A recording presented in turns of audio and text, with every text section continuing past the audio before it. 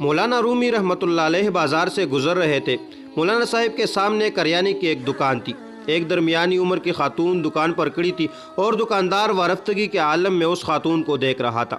وہ جس چیز کی طرف اشارہ کرتی دکاندار ہاتھ سے اس بوری سے وہ چیز نکالنے لگتا اور اس وقت تک وہ چیز تیلے میں ڈالتا جاتا جب تک خاتون کی انگلی کسی دوسری بوری کی طرف نہیں جاتی اور دکاندار دوسری بوری سے بھی اندھا دھند چیز نکال کر تیلے میں ڈالنے لگتا۔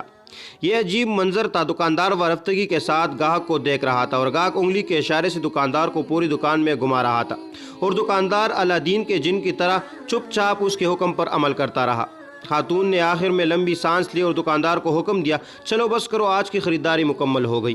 دکاندار نے چھوٹی چھوٹی تیلوں کے منہ بند کیے، یہ تیلیاں بڑی بوری میں ڈالی، بوری کندھے پر رکھی اور خاتون سے بولا، چلو زبیدہ میں سامان تمہارے گھر چھوڑاتا ہوں۔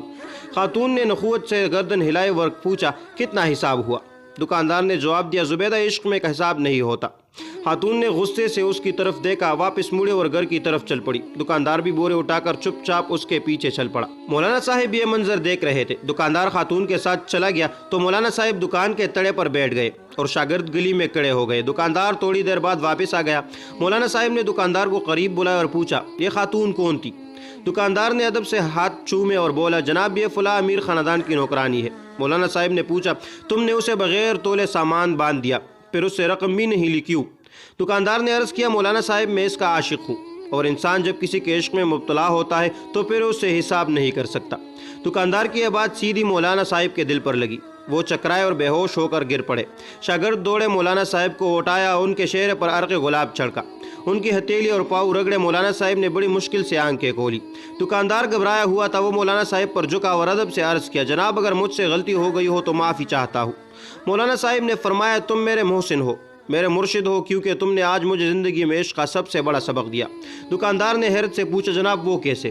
مولانا صاحب نے فرمایا، میں نے جانا تم ایک عورت کے عشق میں مبتلا ہو کر حساب سے بیگانے ہو، جبکہ میں اللہ کی تسبیح میں گن گن کر کرتا ہوں، نفل بھی گن کر پڑھتا ہوں اور قرآن مجید کی تلاوت بھی اوراق گن کر کرتا ہوں، لیکن اس کے باوجود اللہ تعالیٰ سے عشق کا دعویٰ کرتا ہوں۔ تم کتنے سچے اور میں کس قدر جھوٹا عاشق ہوں۔